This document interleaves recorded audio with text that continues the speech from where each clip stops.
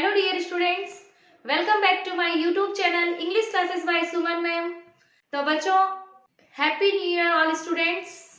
Now हम read करने वाले हैं पॉम्स। तो देखिए डियर स्टूडेंट्स, ये जो मैंने प्रोनाउंस किया है पॉम्स, तो आपके मन में क्वेरी होगी कि मैम पोएम को पॉम्स कैसे बोल रहे हो। जी हाँ, इसका प्रोनाउंसिएशन होता है पॉम और हम लोग क्या प्रोनाउंस कर देते हैं इसको पोएम, जो कि होता है रॉन्ग। तो चलिए लेट्स स्टार्ट।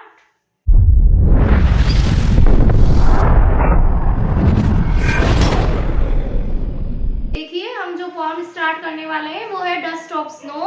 तो इसमें क्या होता है, मैं थोड़ा सा आपको ओवरव्यू दे देती हूँ कि हम जब घर से बाहर निकल रहे होते हैं तो हमारे बुजुर्ग जो घर में रहते हैं या हमसे बड़े जो भी रहते हैं तो वो हमें क्या बोलते हैं कि दिस इज स्नीजिंग, वो छींक रहा है, बाहर नहीं जाओगे, थोड़ी देर बैठ जाओ। कहीं हम जा रहे होते हैं, रास्ते में बिल्ली हमारा रास्ता कट कर देती है, तब भी हमें रोका जाता है कि अब हमारा काम अच्छा नहीं होने वाला है। तो ये सब क्या होती है, ये सब एक रूढ़िवादी होती है।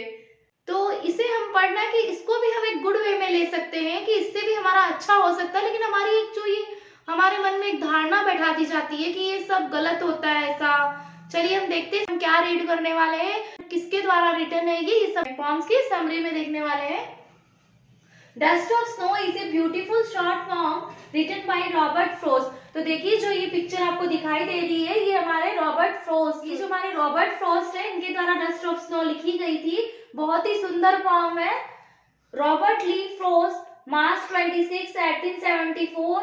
इनका जो बर्थ होता है वो कब होता है, 26 मार्च 1874 में, और इनकी जो डेथ होती है वो 29 जनवरी 1963 में। और ये जो रॉबर्ट फ्रॉस्ट होते हैं वो हमारे एक अमेरिकन पोएट है। चलिए फॉर्म को थोड़ा सा रीडिंग कर लेते हैं इसको कि इसमें क्या कहा गया है। द वे ए क्रो सुक down on me the dust of snow from a hemlock tree. तो रॉबर्ट ली फ्रॉस्ट के द्वारा ये रिटन है। यहाँ हम देखेंगे he has given my heart a change of mood and saved some part of a day had rued। तो देखिए यहाँ हमें इस फॉर्म में जो रॉबर्ट फ्रॉस्ट है वो हमें बताते हैं कि इसमें हम देखेंगे क्रो है वो सुक डाउन ऑन मी है ना, वो कुछ मेरे पे गिरा देता है। द डस्ट ऑफ स्नो, जो बर्फ की जो परत होती है उसको वो गिरा देता है। फ्रॉम ए हेमलॉक ट्री, और कौन से ट्री से गिरती है वो, हेमलॉक ट्री से गिरती है। Has given my heart a change of mood, और इसी से क्या होता है, मेरा जो हार्ट होता है वो क्या होता है, चेंज हो जाता है। And saved some part of a day I had rued। rued का मतलब होता है व्यर्थ चले जाना, नष्ट हो जाना, है ना। जैसे कि यहाँ हम इसका मीनिंग लेंगे सेड के अकॉर्डिंग कि वो बिल्कुल सेड थे। कौन थे, जो भी यहाँ पोएट थे वो बैठे थे। Hemlock tree A poisonous plant tree with small white flowers. तो देखिए हेमलॉक ट्री कैसा होता है, एक स्मॉल फ्लावर्स होता है, व्हाइट कलर के फ्लावर होते हैं उसपे, और वो क्या होता है, पॉइजनस प्लांट होता है ना, एक जहरीला प्लांट जिसे आप बोल सकते हो। रूड का मीनिंग होता है रिग्रेट, वैसे रूड का मीनिंग होता है सैड हो जाना। ठीक है, तो हम इसमें यहाँ क्या लेंगे, हैड इन रिग्रेट, है ना, दुख प्रकट करना, ग्रीफ जिसे बोला जाता है। तो चलिए हम इसकी थोड़ा समरी देख लेते हैं कि हम इसमें क्या रीड करने वाला है, वो आपको ज्यादा समझ में आने वाली है। फर्स्ट पॉइंट देखते हैं हम समरी का। Dust of snow is a small poem written by the famous American poet Robert Frost. It was published in new hemisphere in 1923। तो इसे स्टार्ट करने से पहले आपको मैंने थोड़ा सा ओवरव्यू दिया था कि जो रॉबर्ट फ्रॉस्ट है वो एक अमेरिकन पोएट है। बहुत ही अच्छी इन्होंने एक पोएम्स को राइट किया है और इन्होंने बहुत अच्छी पोएम्स राइट की है। Dust of snow it was published in new hemisphere, और इसका जो पब्लिश है वो की गई थी इसको 1923 में। देन सेकंड पॉइंट देखते हैं, the main theme of the poem. तो देखिए इसका जो मेन थीम क्या था, dust of snow is that sometimes certain movements और एक्शंस लुक सिंपल। कि कुछ हमारे जीवन में ऐसे मूवमेंट्स होते हैं जो हमें बहुत ही सिंपल लगते हैं, बट परंतु they have great significance. Significance का मीनिंग होता है महत्वपूर्ण, जो कि एक इम्पोर्टेंट का सिमिलर वर्ड है। वो बहुत हमें सिंपल लगते हैं लेकिन वो हमारे जीवन के लिए बहुत ही क्या, हमारे लाइफ के लिए क्या होते हैं, उनकी इंपॉर्टेंस होती है।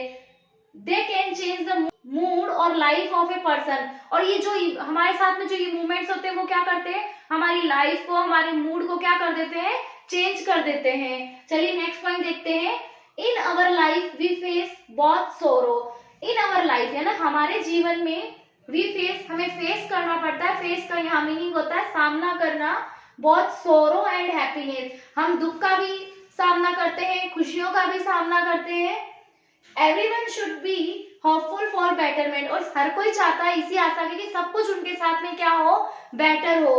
It is also the message of the form, और यही हमारा फॉर्म के द्वारा एक मैसेज दिया जाएगा हमें। इस फॉर्म में हमें यही मैसेज दिया गया है कि जो कुछ भी होता है वो सब अपन बोलते हैं, हम लोग कभी कभी ऐसा बोलते हैं ना कि जो कुछ भी हो वो अच्छे के लिए होता है। देन नेक्स्ट पॉइंट देखते हैं, the poet explains A vivid picture of nature. तो ये जो पोएट होते हैं वो क्या करते हैं, एक नेचर यानी प्रकृति की हमें एक विविड पिक्चर दिखाते हैं। He tells about an incident, वो हमें बताते हैं एक an incident यानी एक घटना के बारे में हमें बताते हैं। तो देखिए अब पोएम की हम स्टार्ट करेंगे। पोएम में हमें क्या कहा गया था, one day he was sitting under a hemlock tree. तो एक बार क्या होता है, जो पोएट होते हैं वो क्या करते हैं, हेमलॉक ट्री के नीचे बैठे हुए होते हैं।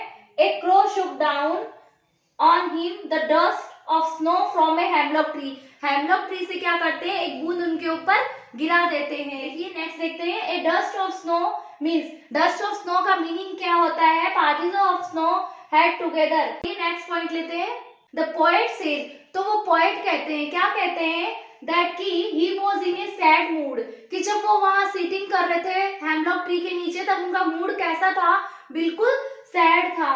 बिकॉज क्योंकि ऑफ सम रीजन, क्यों उनके पास में कुछ सम रीजंस, उनके पास में कुछ रीजन था, कोई कारण था कि उनका मूड क्या हो गया था, ऑफ हो गया था।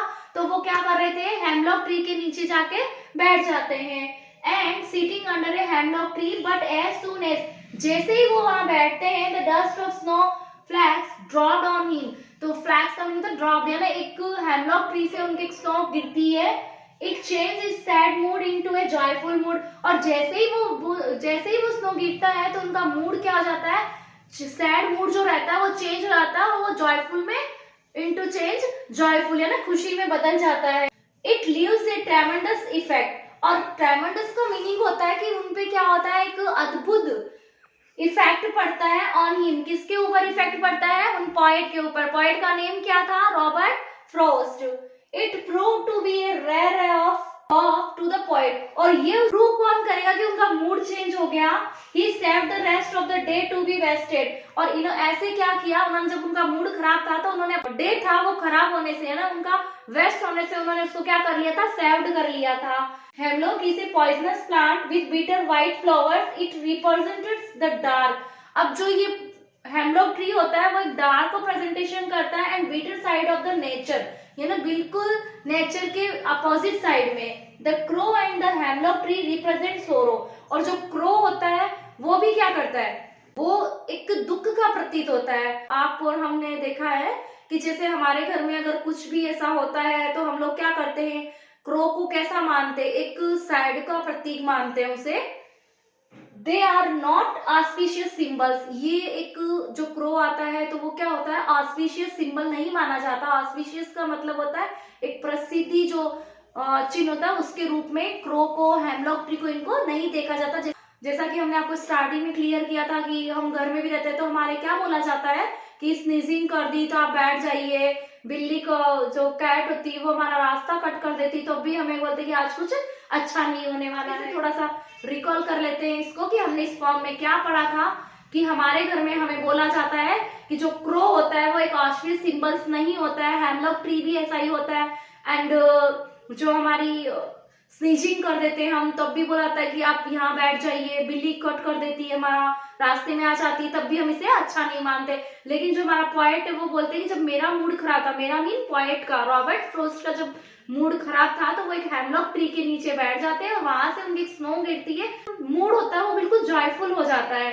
तो इसीलिए कहा जाता है कि कोई भी चीज बुरी नहीं होती है, कोई समय बुरा नहीं होता है हमारे साथ में, और हम लोगों को इस तरह की जो ये भ्रांतियां होती है उनसे भी थोड़ा चेंज होना चाहिए। और ऐसे ही वो पोएट का मूड चेंज कर देते हैं। अब इनका देखते हैं हम राइम स्कीम कैसे निकालते हैं। The rhyme scheme of the poem is AB AB. तब आपके मन में कह रहे हो कि मैम ये एबी एबी कहाँ से राइम स्कीम आ गई, तो चलिए फिर से चलते हैं हमारी जहां से हमने पोएम स्टार्ट की थी। देखिए द वे ए क्रो, तो यहाँ क्या आया, यहाँ साउंड किसकी निकली है, क्रो। तो फर्स्ट लाइन को हमें दे देना है ए, और उसके बाद में अगर साउंड चेंज आ रही है तो वहां हम दे देंगे बी। फिर से अगर सेम आई तो वहां देंगे हम कि ए की लाइन किससे मैच हो रही है, सी से। यहाँ से मैच हो रही है थर्ड लाइन से, तो वहां भी हम क्या दे देंगे ए। तो देखिए क्रो, मी, स्नो, ट्री, तो तो क्या हो जाएगा A इसे बोलते हैं राइम स्किल निकालना, और इसे ही बोला जाता है हमारा जो हम पढ़ते हैं सिमली, मटाफर, पर्सोनिफिकेशंस, ये सब क्या है, फिगर ऑफ स्पीच होते हैं। तो कुछ स्टूडेंट्स की डिमांड थी कि मैम आप हमें थोड़ा हाफ ईयरली में तो पोएम रीड्स नहीं करवा पाए थे, तो अभी हमारी आप कंटिन्यू इसकी क्लास लीजिए पोएम्स की, और मैं जल्दी ही आपके 12th क्लास की पोएम्स भी लेने वाली हूँ। चलिए, ये जो हमारी पोएम्स थी बोली गई थी, हमारा 10th क्लास का फर्स्ट चैप्टर है ए लेटर टू गॉड, उससे ली गई है डस्ट ऑफ स्नो। एंड कल हम रीड करने वाले हैं आइस एंड फायर, जो भी ए लेटर टू गॉड से ही रिलेटेड है। चलिए, आज के लिए इतना ही काफी है।